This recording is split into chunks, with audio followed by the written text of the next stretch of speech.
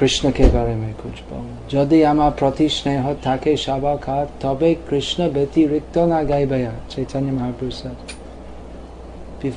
Shortly before he took sannyas, so many devotees would come to him and express so much affection. And he told them, if you actually love me, then you only talk of Krishna, don't talk of any other subject. So we should do that. Tonight's topic is make a career in Krishna consciousness, something like that. What was it? Prospects and perks of a career in Krishna. Prospects and perks.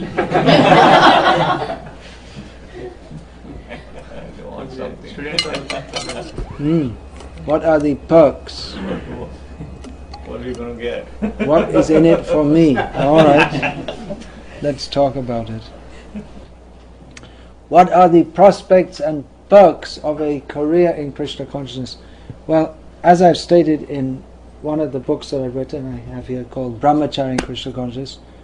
You can join our Krishna consciousness movement as a brahmachari, and we offer you long hours, hard work, and no pay.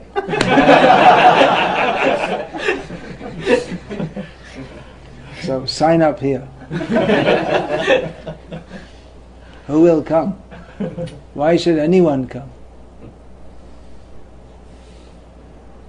Chaitanya Mahaprabhu, he said, Betan more diya Krishna premadhan, that you give me the payment of love of Krishna.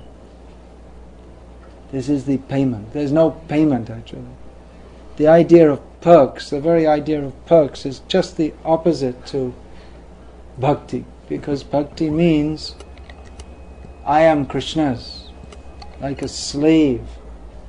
Das, we have this word. Every Vaishnav, upon initiation, they're given the name Das. That is a regulated principle. In Das. So Das means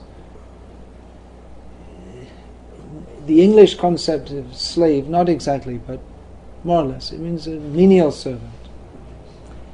Dasavan acharan nicho. This is about brahmachari life that is described. Brahmachari guru kule vasandanto gurur hitam acharan dasavan nicho guru sudrira sohridam.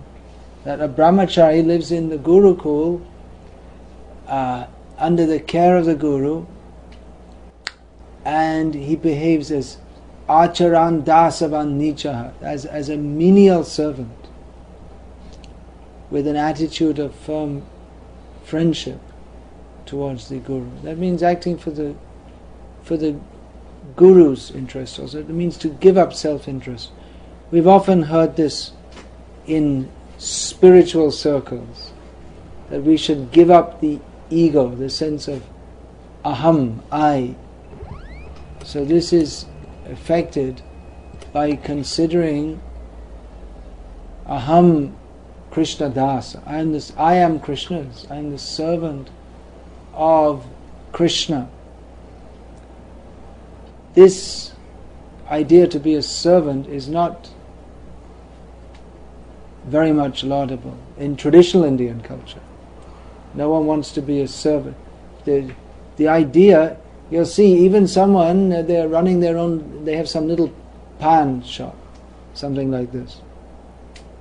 But if someone asks him, or ask his wife, they may ask her, what work does your husband do? He's not doing work. His own work means you're working for someone, but they're quite proud of this sense of independence, because only in the caste system, only the Shudras, they work for someone. Everyone else is some sense of independence. I remember many times I quote this. In Surat, I once saw an advertisement. Nokari charo, vyapar karo, bank loan le lo. That was the advertisement. Take a bank loan, start your business, and stop being a servant and run your own business. The idea that one should be independent. Materially speaking, that is a more respectable position to be independent. Although in modern India people are very proud that, oh, I work for a multinational company, like probably most of you are doing. But working for a multinational, I'm working for Citibank or IBM or something like this. What it means that you've become the servant of some cow eater somewhere. You don't even know who he is. I mean, at least in traditional culture, even in any culture throughout the world, those who were employed, or at least they knew who they were working for. You don't even know who you're working for. It's some you don't even know the name. These big corporations, you don't even know who you're working for. It's just some big impersonal company, and you do your work and you get a check, and you spend the money and you think, oh, and so I'm earning so much money. And when you come back to India, you are prestigious. I've seen, I often go to Dubai, Bahrain, all these countries. So there are so many labourers there. I mean, there's a lot of middle-class Indians, and there are many labourers there also from Bangladesh and India. And they're almost like slaves. Many times they don't even get paid, and there's not much they can do about it. And they work hard in construction in the hot sun. It's like 50 degrees Celsius, and they're still out there. Sometimes they collapse in the heat. So they're really treated almost like slaves. But when they go back to Bangladesh, they're big man in their village, because they're working overseas. So in modern India, the whole idea is that how you can work, how you can get a job, what is your career, and everyone's in anxiety how to get ahead and be a success. And people are miserable, predictably, because aping the Western civilization means you get all the same problems. You think, well, we'll get fancy cars and big buildings and lots of money, but the same problems are being imported into India. We were just saying this morning, myself and Gorky Shaw here, how around... who's been to Ahmedabad? Have you seen our ISKCON temple there? Recently? The whole area around there, we were just saying this morning, what's the difference between that area and America? The only difference is that in America people mostly speak English, and in that area of Ahmedabad they speak Gujarati. Otherwise, there's right opposite our temple, there's Big Bazaar, this chain of stores going up all over India, and big high-rise apartments and fancy roads. I mean, fancy for India. And with fancy cars, mostly people have all new cars, and so people think this is wonderful. But all the problems are coming, all the same social problems. I know so many people in India, and mostly everyone's career oriented, and both husband and wife are working, and so many children. They have serious psychological problems, depression, schizophrenia, suicidal tendencies, because it's the same kind of society as in the West. The middle class society is in the West. Drug abuse, that's also, there's so many things. Because they're very result oriented, career oriented. Both husband and wife should work and make lots of money, and then the kids come home and there's no mother there, there's no fresh food there. They can go and play some video games and watch some porno on the internet, and this is their life. At school, it's competitive, and they come home, there's no mother there, and when the mother comes home, there's no time for them. They don't even know their father hardly, because half the time he's out of station. And so they have a great career, but miserable life. So what's the use? The whole social structure in India is breaking down now because of this idea that we should get ahead and make lots of money, and to hell with everyone else. This is modern India. That people don't care for their parents increasingly. They don't care. that I have my own career, I have my own life to lead. They're advertising this. In the advertisements you see that my life is my own, something like that. They have something for cell phones or something, they're advertising like this. And I saw in the Telegraph, Calcutta newspaper, they had on some article, some major article, they said that single girls have all the fun. In other words, don't get married and be a prostitute, have fun. Have fun means be a prostitute, that's what it means. So, but where's the fun? The fun lasts as long as your body is attractive, and then I know my sister, she was one of the in the first wave of feminists in England, and she had more boyfriends than probably she could even keep count of, what to speak of anyone else. But now she's past the age of being attractive, and no friends, no one cares for, no one respects, no children, nothing. So it may have seemed like fun, but now she's just miserable. So we're so much anxious for a career. There's another meaning to the word career in English. Career we generally think of as how would we define that? Our job prospects, or our attempt to, by following a particular profession, to become materially successful, because that is maybe the meaning of career. That's the definition of career. Another meaning of career, it's something like skid. You must know, you skid your car in the winter on the ice. So when a car skids like that on the ice, that's called careering. You know that? That's another meaning of the word career.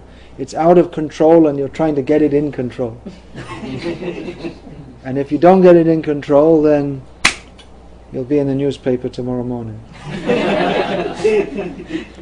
Or in the hospital. Either on the death list or on the... then all your career, all you saved up will go to this, what's the name of this hospital we just saw here? Reed Hospital? Rush Hospital. Yes. So then you can enhance the Rush Hospital doctor's career.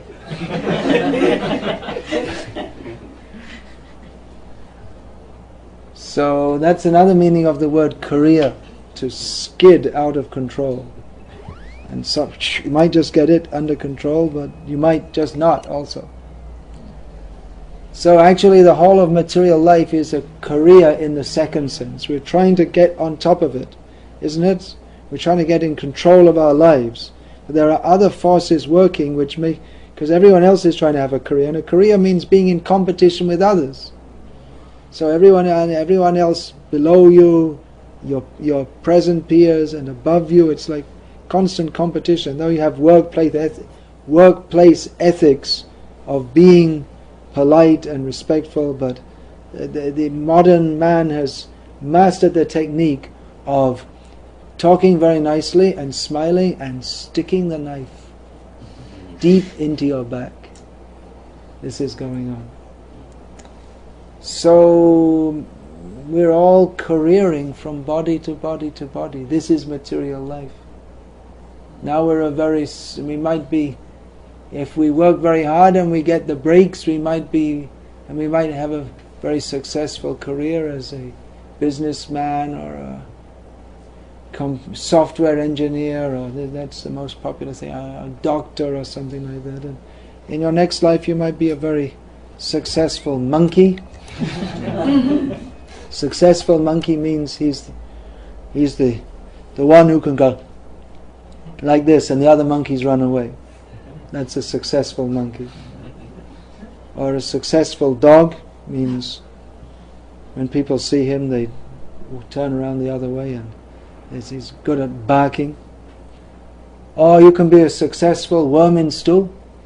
They're enjoying life very much. This stool is the best stool. I'm in the best stool. I'm the best worm in stool.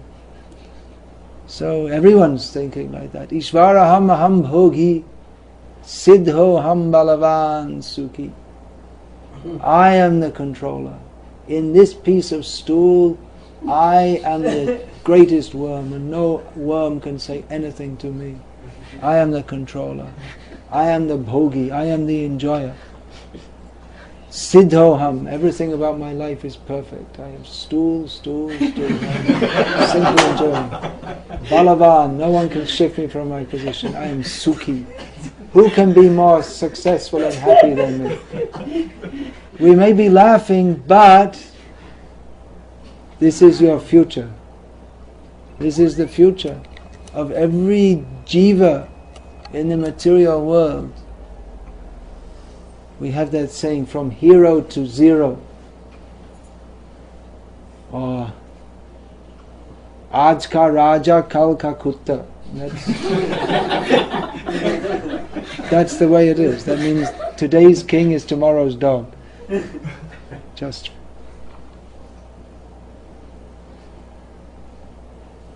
Aaj ka Badshah, Kal ka Bandar. So this is exactly what is going on in the material world, but people don't know. They think, oh, I have to get ahead, I have to see my career. And if we come and say, think, we're also saying, think of your future. But people say, no, we have to be realistic. What is all this chanting Hare Krishna? How will that help you? You have to be realistic. You have to get a job, you have to work hard, you have to bring in money, you have to get a big house, you have to get a big car, you have to get a big life insurance, and you have to arrange for your funeral that costs another $20,000. You have to be realistic. Krishna consciousness is actual realism, that beyond the grave, life beyond the grave, that we do not die when the body dies. If we can simply consider this fact, then we'll actually be realistic, because we're living a spot life, as Prabhupada used to call it. We're just, this life, this career, it's just a skid in a long journey. Just like if you drive from Chicago to California, long drive, so in the course of the drive you might skid, and so it's only a short skid, but this is, material life means one skid after another, one padam yad vipadam natesham. In every step, in every life, there's simply danger. The whole, just like you were saying, this corporate life means the rat race. Every rat is trying to eat every other rat. So it's like that. If you see it in material life, the bird is trying to eat the worm, and while the bird is eating the worm, the cat comes up behind and eats the bird.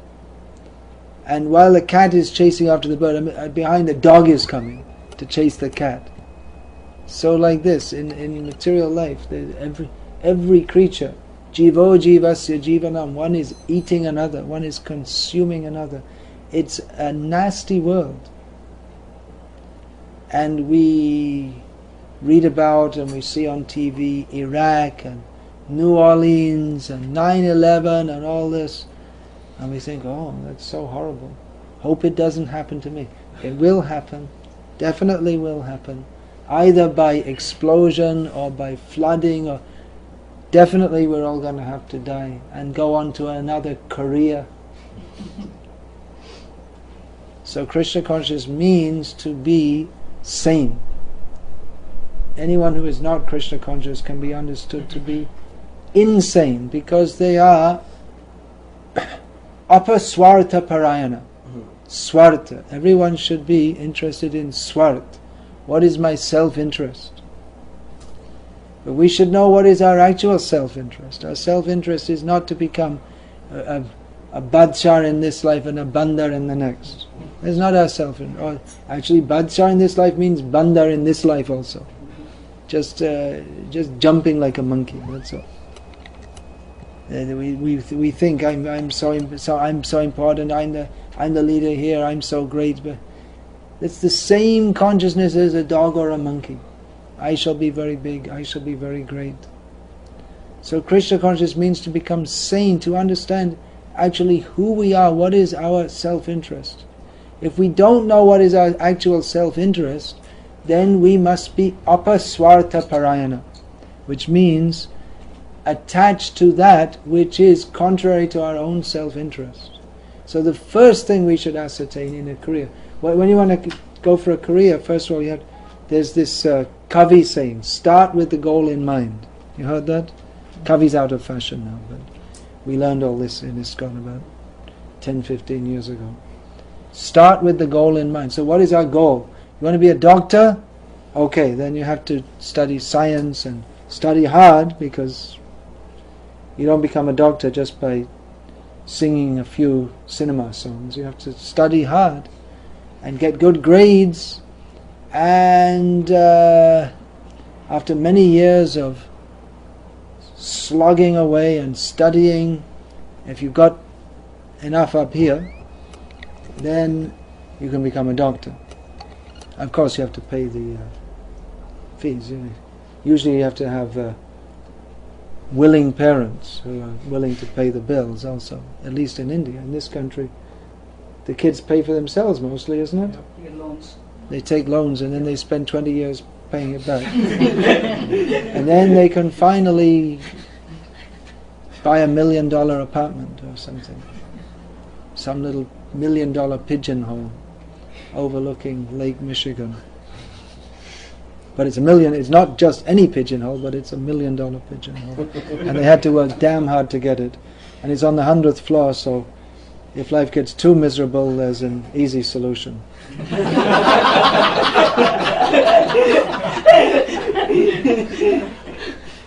As is often resorted to, unfortunately. So, if you want to become a doctor, if you want to become an engineer or computer engineer or whatever, you have to have some aim in mind, isn't it? See what is your aim and work towards it. But we should ascertain, first of all, is it a worthwhile goal? Should we put all our time and energy into it? Because certainly to become a success in this material world, you have to put your heart into it, isn't it? You can't be a half-hearted doctor. I mean, you just don't get the grades. You have to study hard for many years. And when you're on the job also, you can't be, just fiddling around, and you have to be very attentive, especially if you're doing surgery. You have to be extremely attentive. If you're doing heart surgery, brain surgery, this is the top end of the medical profession. So, brain surgeon, there's no room for mistakes. You have to be very much focused on what you're doing. So, first of all, we should consider that what is our actual goal? What do we want? Why should one aspire to be a doctor or anything else for that matter? Well, the idea is that by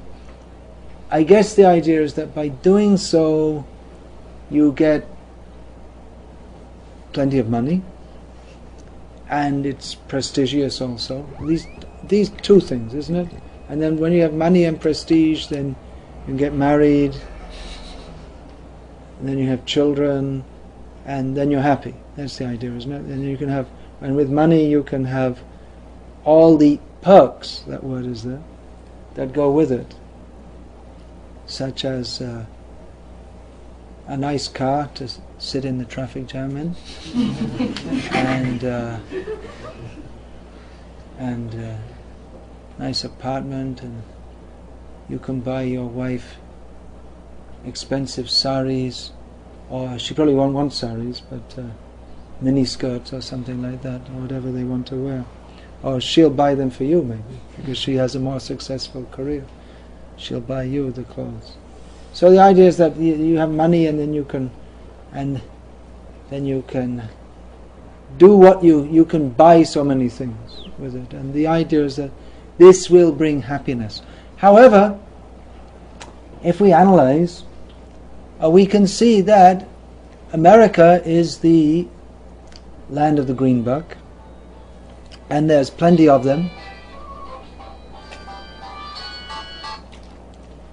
There's lots of money here, no doubt. But people are not happy. That's one of the first things that Indians notice when they come to America, isn't it? What do you think? That's what they tell me, that life is so different here, and people they don't seem to be very happy. And actually, we can see there are sufficient statistics to show that if there's high suicide rates, most of the population at some point in time consults a psychiatrist. That means people are not happy. If you don't go to a psychiatrist, well, what's your problem? I'm too happy. I'm so happy. I'm so contented and happy, and I'm feeling I'm not normal. Well, you would be abnormal. So people have so many psychological problems, drug abuse and divorce, and a society where great worldwide cities, worldwide famous cities, Chicago as it's known in India, is famous as the... Anyway, we won't talk about him. So famous, worldwide reputed cities, but many parts of the cities, no respectable person would dare to go there. So this is progress of civilization. This is actually a great civilization. People are not... They've got money, prestige as the world's greatest nation. I also, driving in here, I saw all these big buildings. It's quite impressive. So many big buildings.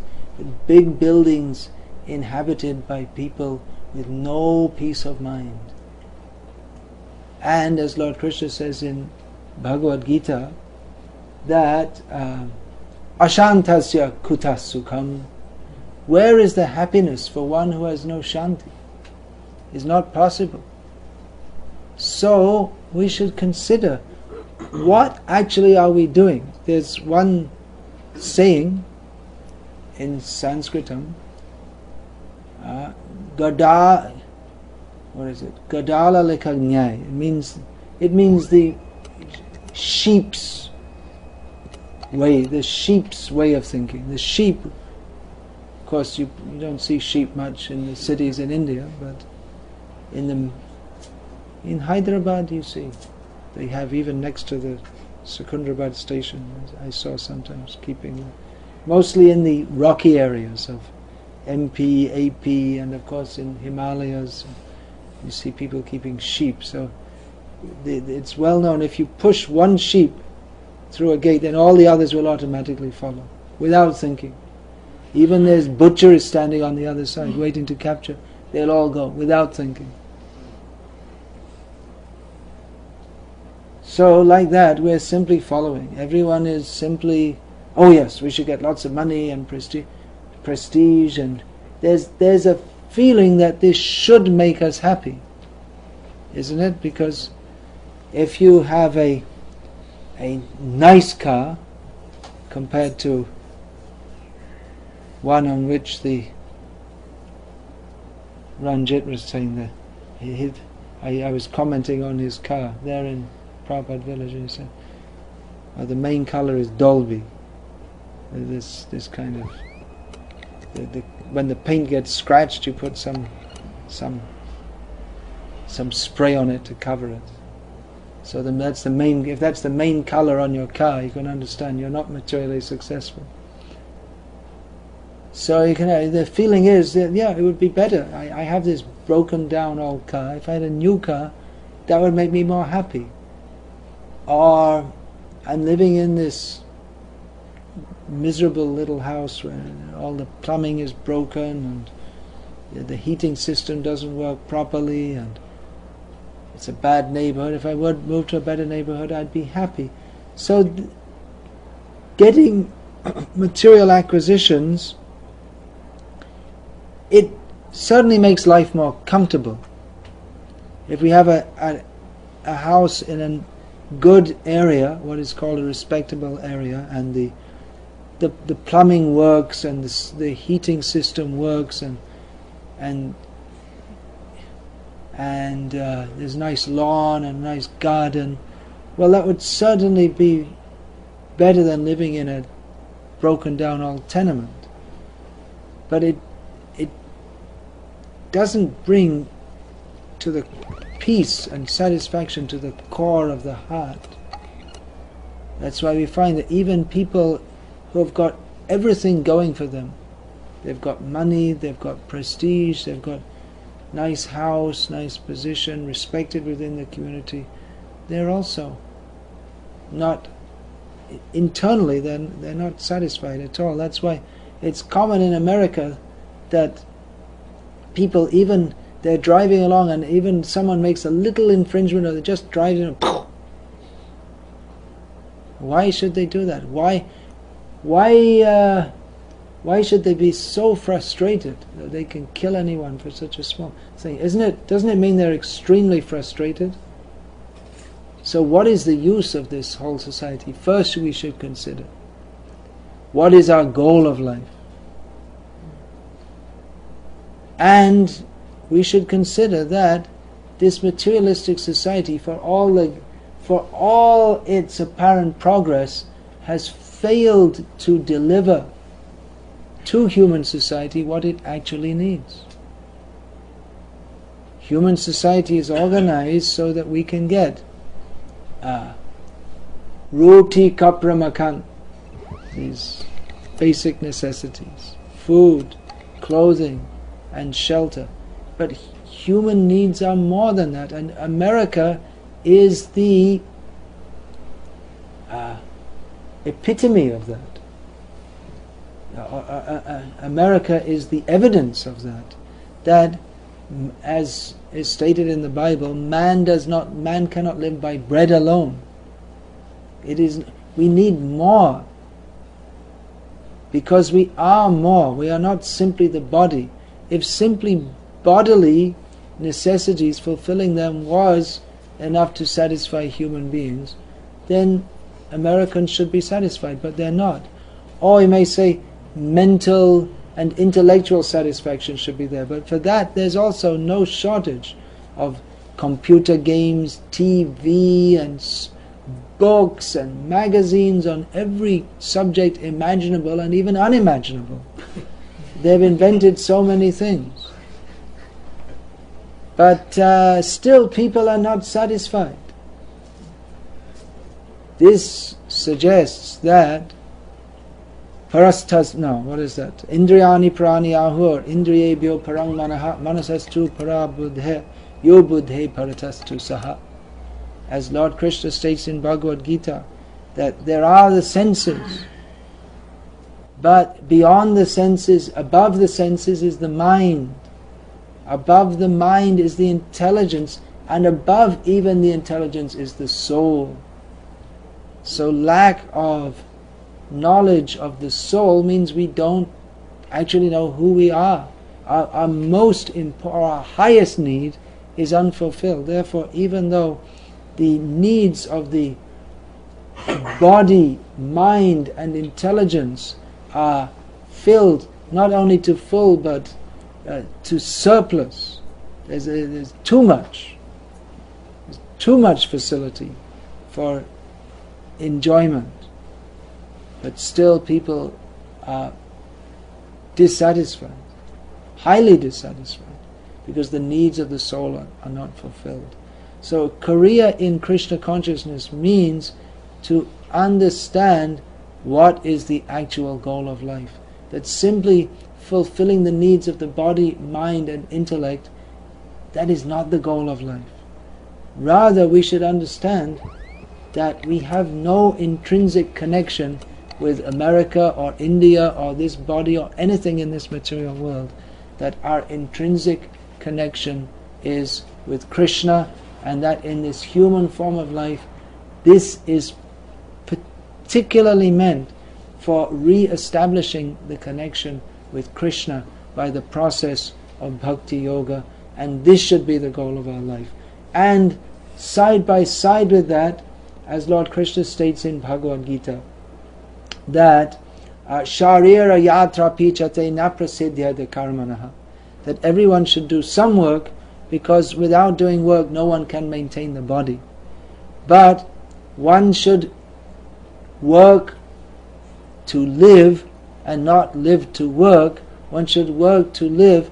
One should maintain the body, because the body is to be used for the higher purpose of understanding that I am Krishna Das. I am the servant of Krishna.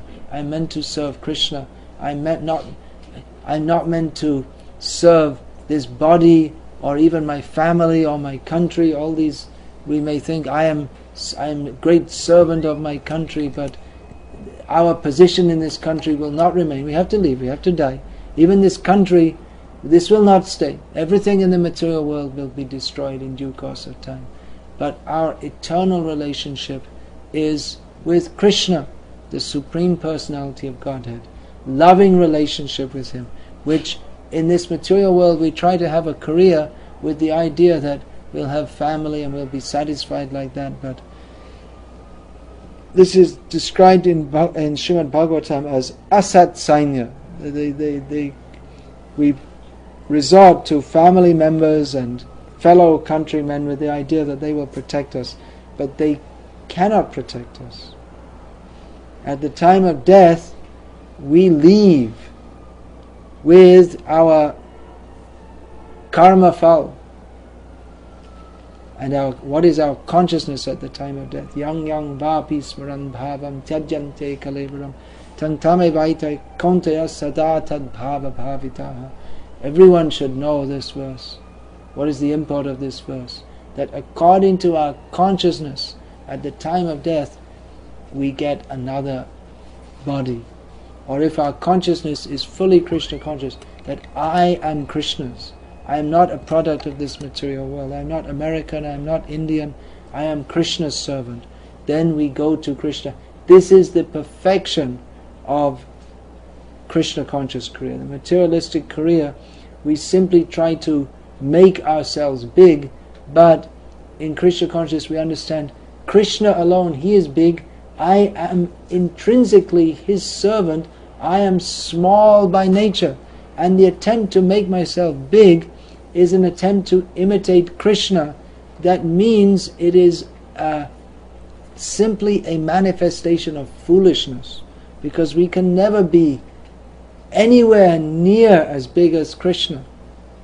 So actual sanity is to understand that we are very, very, very tiny in relationship to Krishna, but that He is very, very merciful and He allows us to engage in His service. So actual success in life is to take to Krishna consciousness. That means our life should be centered on Krishna, whatever else we may be doing. We can offer you a career like this as a renounced monk. You can also take to that. You may if you're unmarried, you may consider that. If you're married, you may consider it later. Now if you're married, the responsibility is there. You should go through with that. But please consider that your responsibility in family life is certainly to provide roti kapra makan for wife and children.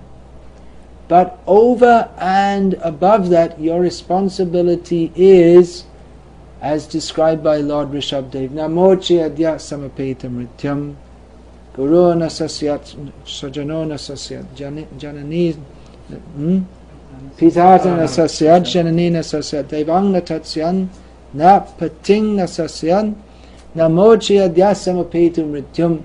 One should not become, Lord Rishabhdev says, one should not become a guru or an associate or relative. One should not become a father, a mother, or accept respect from others. One should not become a father. We already said that. A husband, patingna said. Yeah, husband, king, like this. One should not establish any relationship of superiority with others. One should not accept dependence unless he is able to deliver them from birth and death. That is the most important duty. One may be a very good father and provide all facilities, but unless one instructs the children how to be free from birth and death, he becomes guilty of neglect. That will not in the court of law, but in the karmic court. One has to be judged for that. It is the highest duty. So to be free from birth and death, to help others to become free, one himself has to know how to become free. That's why in Vedic culture, it is the duty of every person to approach a guru, to understand what is my actual purpose of life. My actual purpose of life is not simply to provide food, clothing and shelter, which even the animals are doing. Then what is the difference between a human being and an animal? Ahara nidra bhaya maithunamcha samanam etat pashubhe naranam. Humans and animals both eat, sleep, mate and defend. So, dharmo hitesham adhiko vishesham. In human life, what is the difference between human and animal? Dharma. Therefore, dharmena hina pashubhe naranam. A human being, if he does not adhere to dharma, is only an animal. A plus B equals C. Animal plus dharma equals... Or human being is an animal, ahara nidra bhaya maitunamcha. Plus dharma makes him a human being. So, human being minus dharma equals dvipadda pashu, two-legged animal. That's all. What is the difference between a human being and an animal? There are two possible differences. If the human being follows dharma, then he's actually a human being. An animal is not following dharma. And the other way it can be seen, the difference between a human being and an animal, if they don't follow dharma, the difference is animal has 4 legs, human being has 2 legs. Otherwise, you may have big buildings. What is the difference? The rats also build their holes. The birds also build their nests. It's the same propensity. So, Krishna consciousness means to develop the best career. How one can actually develop eternal life full of bliss, even in this life, with full knowledge, more important knowledge even than being a doctor or an engineer, understanding the teachings of Bhagavad Gita and Srimad Bhagavatam, answering the most important questions of life. Who am I? Ke ami? Kene ame jare tapatra. This Sanatana Goswami asked Chaitanya Mahaprabhu. Who am I? Why am I suffering the threefold miseries? Adhyatmik, adibhutik, adidaivik. We have so many miseries. Our own body. This body, we are looking to the body for pleasure. But the body is sharira vyadhi mandiram. The very abode of disease. Has anyone ever had an ingrowing toenail? No one had that? Toothache? Painful. Just a little tooth. I was giving the example of the ingrowing toenail. I had that before. Just a little bit of nail grows inside and it's so painful. Toothache. You can't sleep day or night. So much pain. It's just a little bit of pus caught behind the tooth. So much pain. How many diseases are there? How much the body is subject to pain. So physically, mentally, so many disturbances are coming. Adibhotic, miseries caused by others, by other human beings, by mosquitoes, dogs barking, snakes biting, and adidaivik, too hot, too cold, too much rain, flood, earthquake, hurricane, natural disturbances caused by the demigods actually. So why are we suffering like this? An actually intelligent person should ask this and find the solution. The solution is given in Bhagavad Gita as it is, and the practical application of that is to take to the path of Krishna consciousness, by which we can practically realize how I am the servant of Krishna and how blissful and glorious it is to be a servant of Krishna. We think, I shall have a great career, I shall have a big position, but we are simply dancing dogs in the hands of Maya. So, better to dance according to Krishna's tune.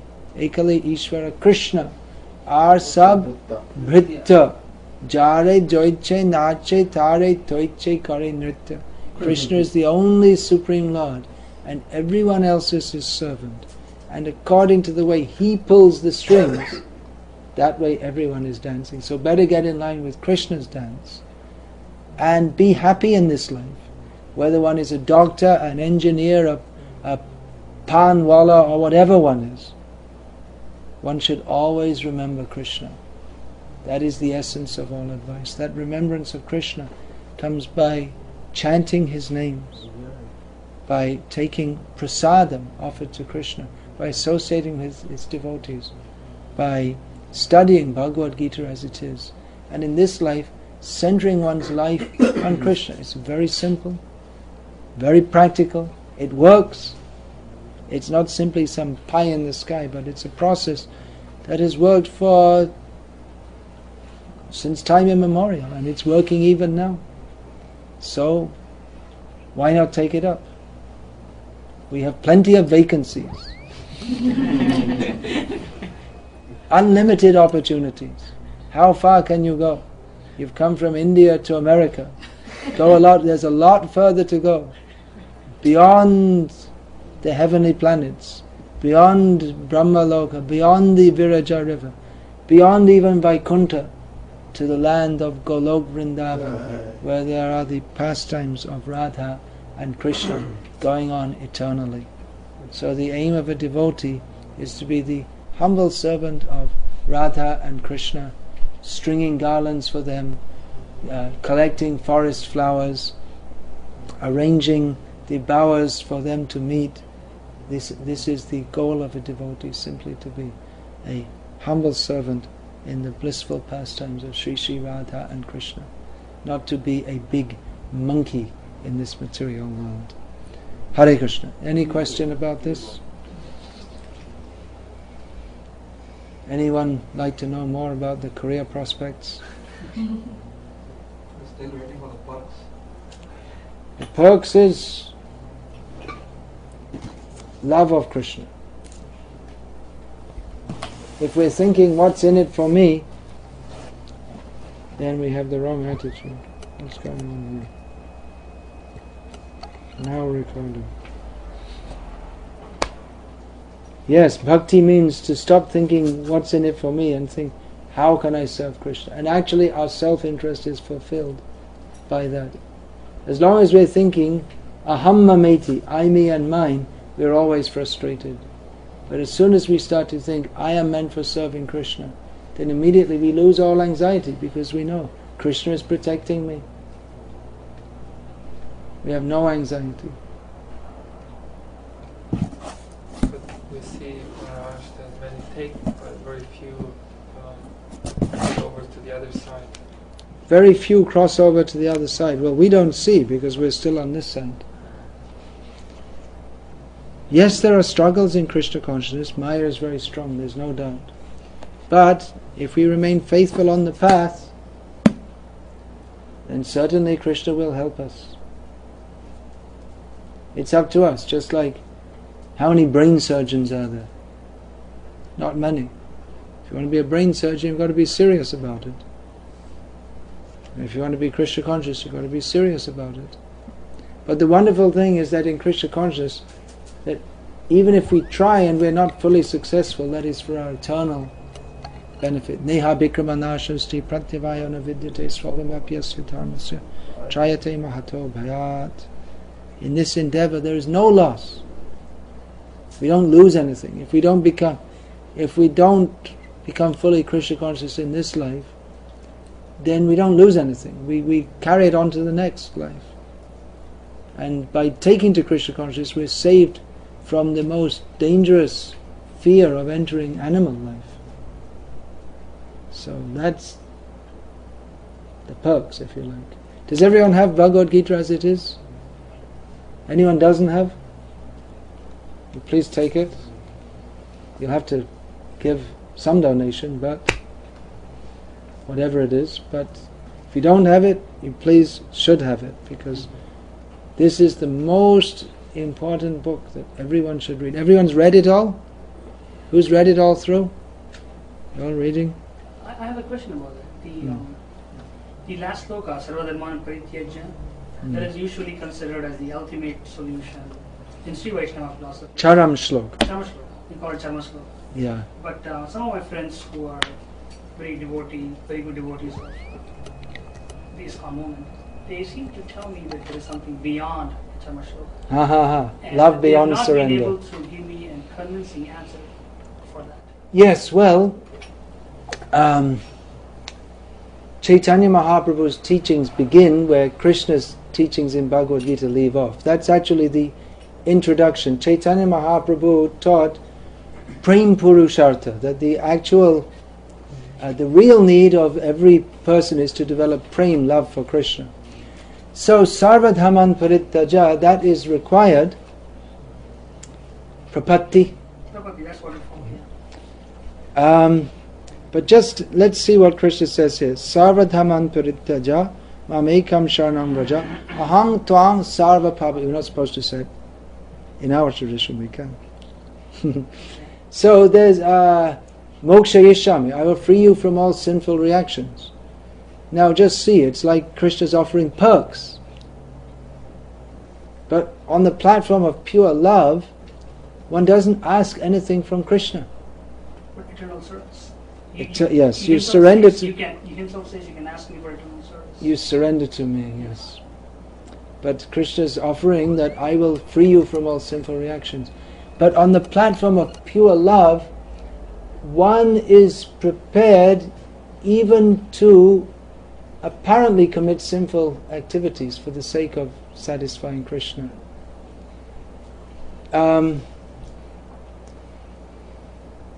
Just like,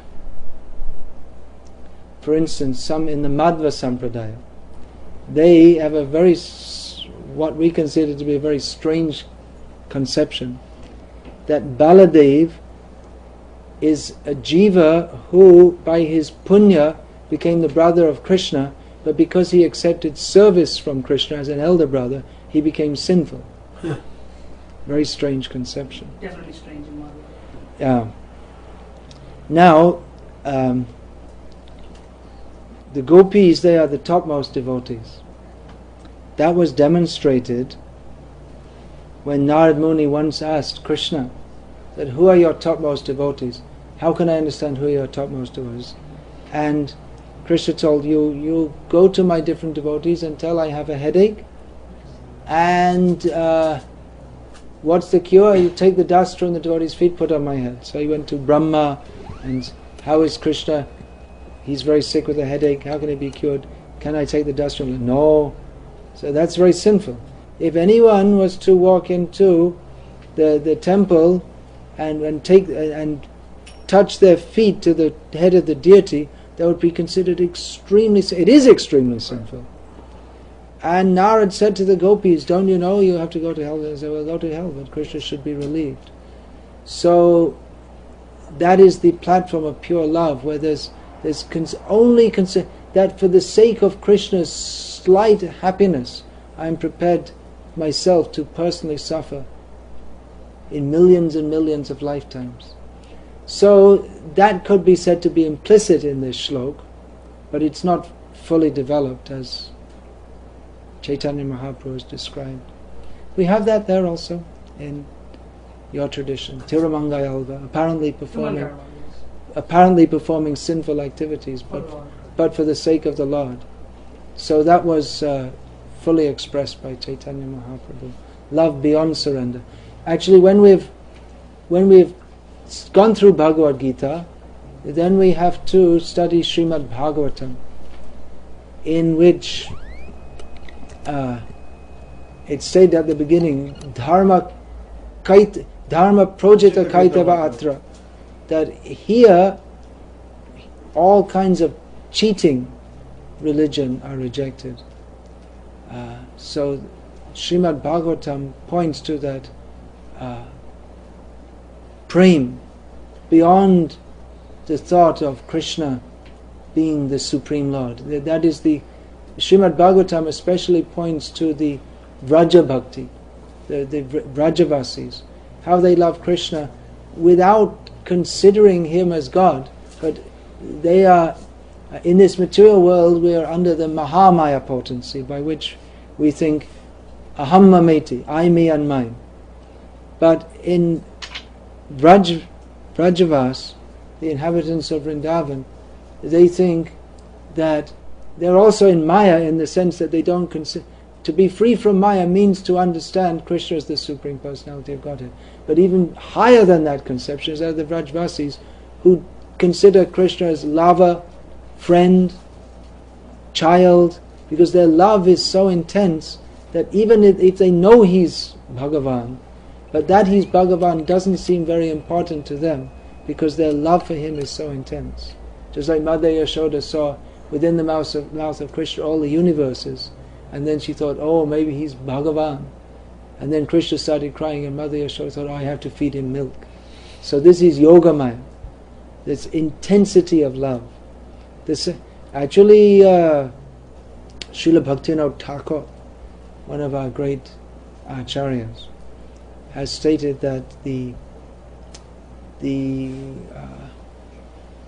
Sri Vaishnava philosophy, that is the Vitti Swarup, or the foundation of the Gauriya teachings. What's just like Andal is very similar to the Gopis, but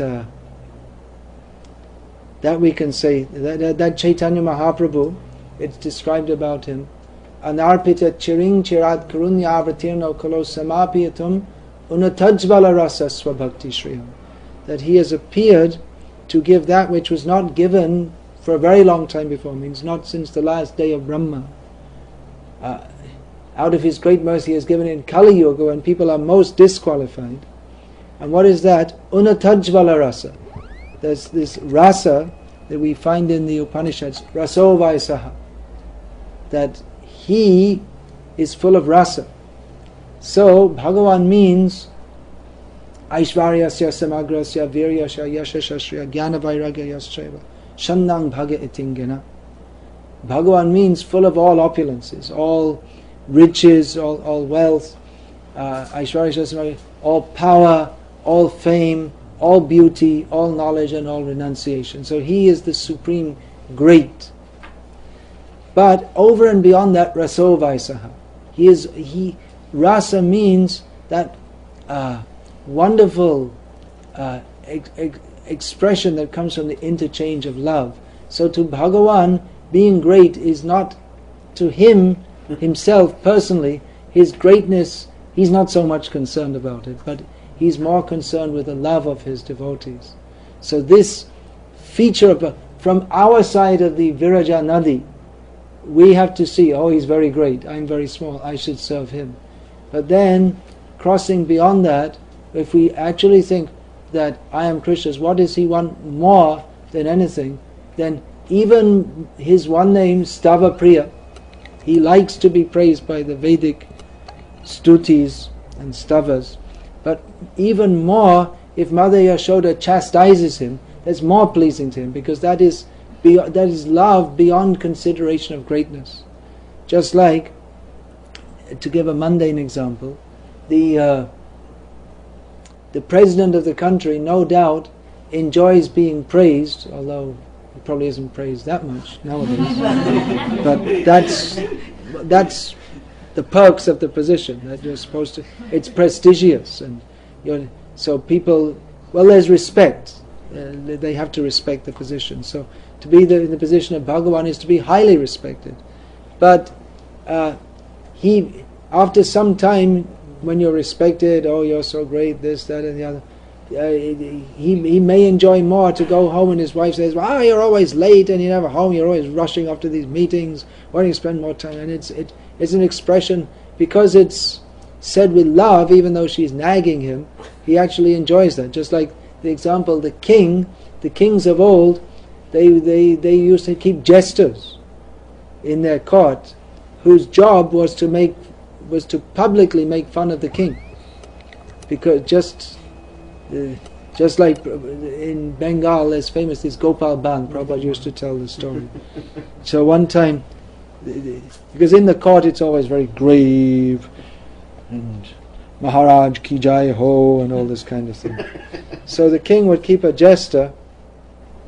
So one time Gopal walks into the court, and the king would always try to be making fun of him, but Gopal was always more smart.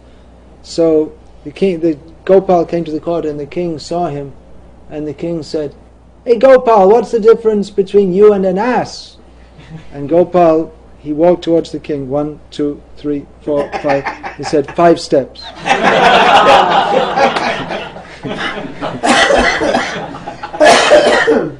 So anyone else said that, and it would be chop off his head. But he has the position to do that. So this rasa, this intimate rasa, Chaitanya Mahaprabhu has come to introduce that unatajvala rasa. Ujvala, unata ujvala rasa means the highest, most exalted, ujvala, resplendent, I guess you would explain. I don't know how to say it. Resplendent, shining. Words they fail to. There's some limit to. But this Chaitanya Mahaprabhu came to introduce more than anyone before, approaching Bhagavan with pure love, which is most pleasing to him. So that goes beyond Savadhaman Parityaja. We're still thinking of the perks. You do this and you get something. But beyond that is pure love. So actually the verse before that, Manmana bhava madbhakto madhyaji mang namaskuru. This even more points towards bhakti. And there are so many shlokas in Gita. Ananyas chintayanto mang, ananya cheta satatam. This again and again. Ananya, yomam smarati nityashaha, always thinking of me. So this points to Shuddha Bhakti, which is the actual message of Gita. So what is implicit therein is made explicit, particularly in Srimad Bhagavatam, in the teachings of the Acharyas, and especially Chaitanya Mahaprabhu has,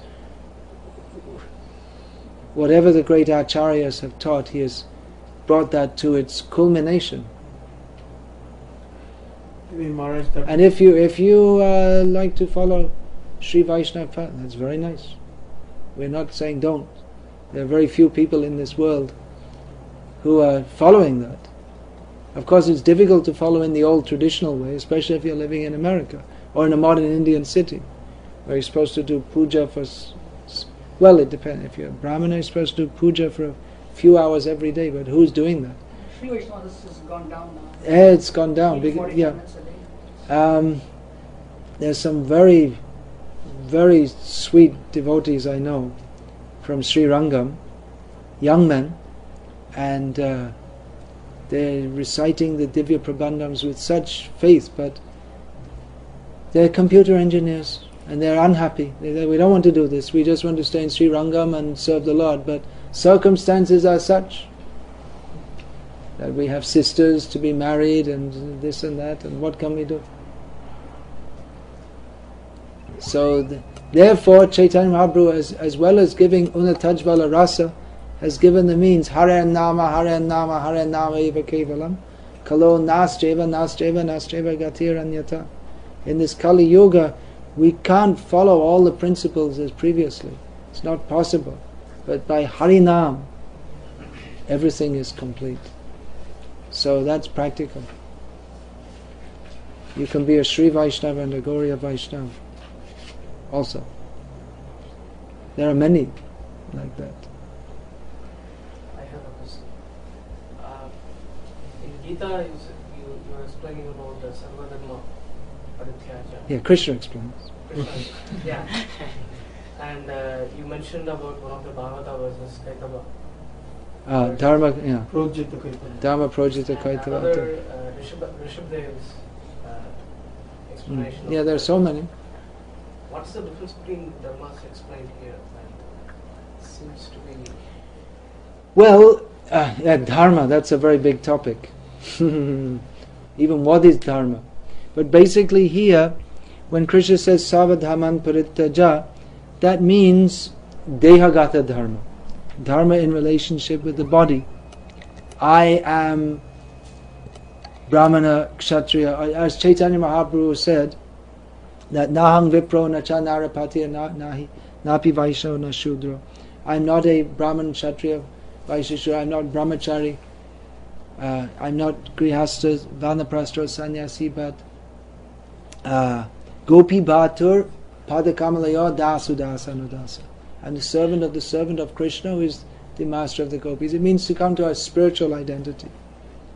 So all the worldly dharmas should be given up for the sake of the Jaiva dharma, or the dharma of the jiva, or Sanatan dharma, which is that we are the servant of Krishna. Interestingly, although Krishna said this, he also urged Arjuna to fight, which was his Kshatriya dharma. But in this case, his Kshatriya dharma merged with his Sanatan dharma because Krishna personally ordered him to do so.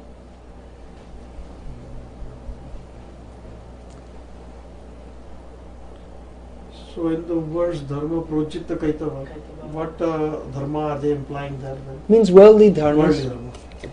Particularly that's described in the beginning of Chaitanya Charitamrita. This dharma, artha, kama, moksha, the endeavor for this, that is considered kaitava dharma because this pancham purushartha, prem, the actual need of the jiva is prem. And among these chatur varga, or the dharma, artha, kama, moksha, Krishnadas Kaviraj Goswami, the author of Chaitanya Charitamrita, has said that Dharma de moksha vancha kaitava pradhan. The biggest cheating or the biggest hoax is the desire for moksha, because jaha hoite Krishna bhakti hoy antardhan. Because by the desire for moksha, Krishna bhakti is completely spoiled. So it's a big topic. You have the mental capacity to study all these things, probably, I feel. But it requires spiritual capacity also. One has to take to the practices of Krishna consciousness, then all these things can be understood. The Rishabdev explaining dharma, is it at the body level or? No, fully spiritual level. He begins his teachings, Rishabdev says this, Nayam deho deha bhajang riloke kashtan kaman arhate virbhujam ye tapodevyam putraka yena sadvam shuddhyad yasmad brahma sokyam tvanantam. He says that he's talking about those who have accepted material bodies, they're simply working for that which is enjoyed by even the stool eaters, like pigs. So one should not endeavor for that, but rather one should accept tapo divyam, divine austerities, by which one can attain to brahma sokyam tvanantam. That means unlimited spiritual happiness. So from the beginning he negates the bodily platform. Of course this all has to be understood in context also. It's that as long as one is in this world, he has some worldly duties to perform. That's also there. But one should understand that the worldly duties are temporary and therefore less important. Spiritual duty, that is most important. That doesn't mean that one should be irresponsible in worldly matters, but that the focus should be on the actual goal of life. One should not be so much caught up in worldly matters that he has no time or inclination for the actual purpose of life, which is to develop Krishna consciousness. These are important topics.